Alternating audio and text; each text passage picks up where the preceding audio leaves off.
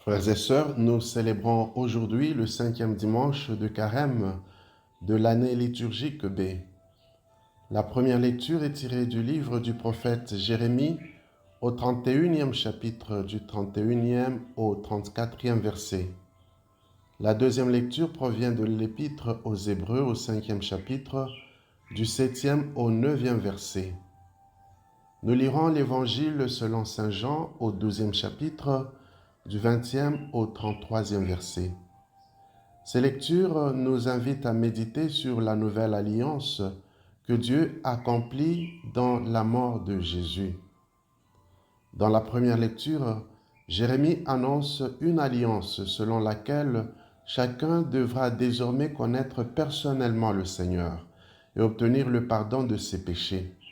En fait, c'est sur la croix que cette promesse se réalise, car c'est là que Jésus accomplit sa mission de nous sauver du péché et de nous révéler l'amour infini de Dieu.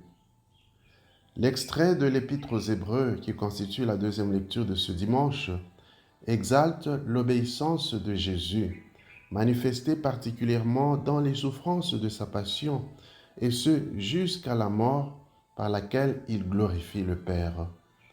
Dans l'Évangile, Jésus demande au Père de glorifier son nom, car en obéissant au Père jusqu'à la mort et la mort sur la croix, Jésus le glorifie et marque ainsi sa victoire sur le diable.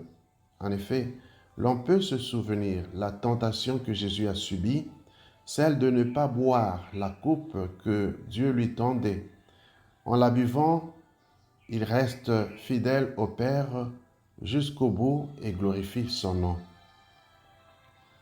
L'Évangile commence par l'épisode des Grecs qui désirent voir Jésus. Il n'y a pas de lieu aussi meilleur que la croix pour mieux voir Jésus, afin de le connaître de l'intérieur de manière personnelle. Car la mort de Jésus en croix est le point culminant de sa mission salvatrice. Voilà pourquoi il dira, juste avant de rendre l'âme, « Tout est accompli » Jean 19, 30. La croix est aussi le lieu de la révélation de son identité comme Fils de Dieu. Jean 8, 28.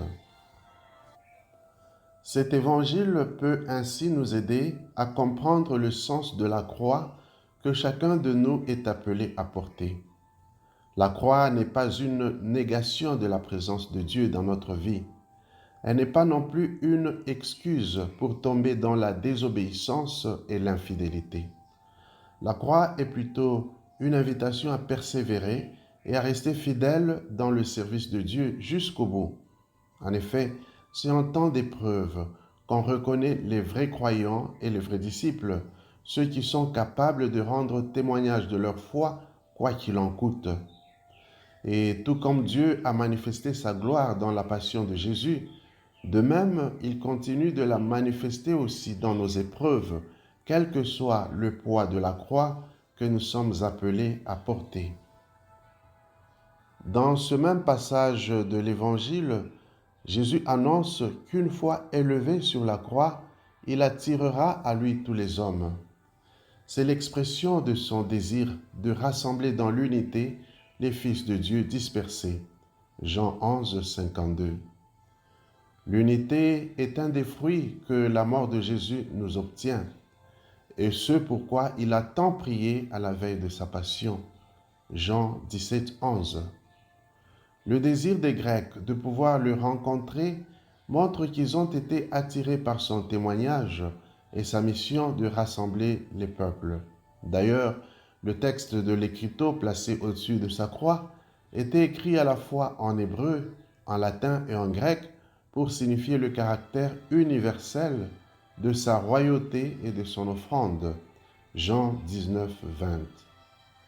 Mais l'unité est à la fois un don de Dieu et une tâche pour l'homme. Nous sommes appelés à œuvrer pour l'accomplir davantage et à combattre tout ce qui porte à la division, qui, elle, est l'œuvre du prince de ce monde, le diable, qui aime semer la zizanie entre les hommes. À la veille des célébrations pascales qui approchent, Demandons la grâce de la connaissance intérieure et personnelle de Jésus à travers sa passion et sa mort sur la croix, où il nous offre le pardon de Dieu et nous révèle son amour. Puisse-t-il aussi nous accorder de le servir dans la fidélité et l'obéissance et d'œuvrer pour l'unité et ainsi glorifier son nom jusque dans nos épreuves.